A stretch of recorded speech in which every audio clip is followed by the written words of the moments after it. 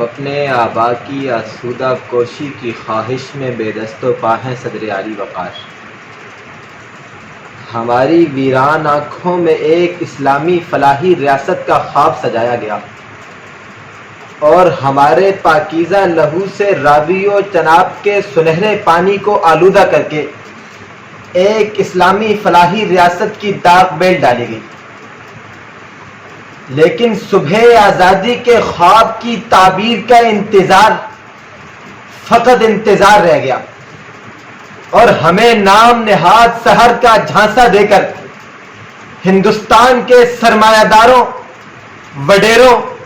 اور جاگیرداروں کے ہاتھوں انتہائی سستے داموں بیچ دیا گیا۔ ہمارے پیروں سے فرنگی بیڑیاں اتار کر ہندوستانی بیڑیاں ڈال دی گئیں اور آزادی کے نام پر فقط ہمارا زندان خانہ بدلا گیا کہ صدر عالی وقار ہم تو سحر کا انتظار کرتے رہ گئے،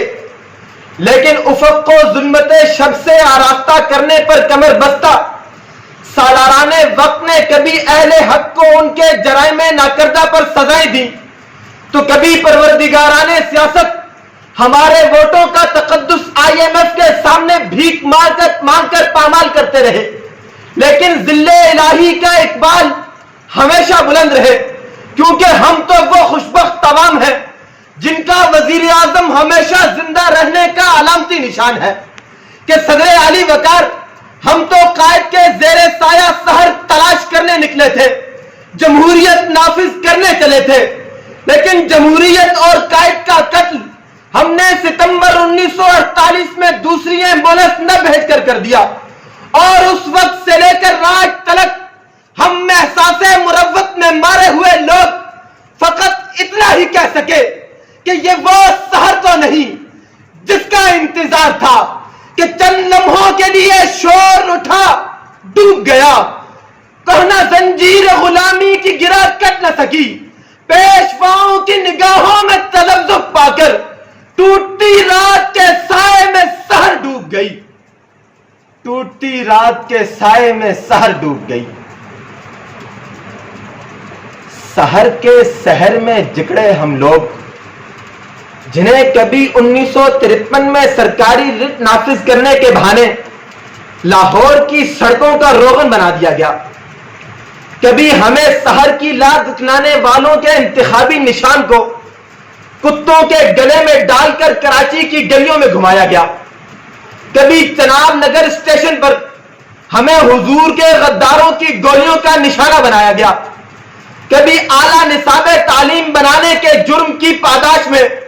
ہمیں قیدی نمبر 650 پر ہونے کا اعزاز ملا کہ صدر عالی وقار سحر تلاش کرنے نکلے تھے، لیکن بلوچ ہونے کا جرم حیات بلوچ اور اس جیسے ہزاروں بلوچوں کی حیات کا چراغ گل کر گیا۔ APS پشاور سے لے کر جامعہ زبیریہ کے معصوم بچوں تک، ساہیوال کے مظلومین سے لے کر اسامہ ستی تک، ماورائے عدالت قتل ہونے والا ایک شخص کبھی کسی اندھی گولی کا شکار ہوا تو کبھی محافظوں نے ماؤں کے جگر گوشوں کے سینوں پر اپنے نشانے پختہ کیے، تو پھر کون سی اور کیسی سحر کہ لہو کی دھار ہمارا قومی نشان بن گئی،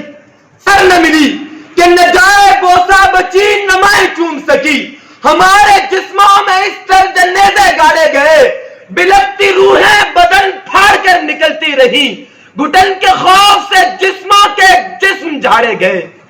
گھٹن کے خوف سے جسموں کے جسم جھاڑے گئے۔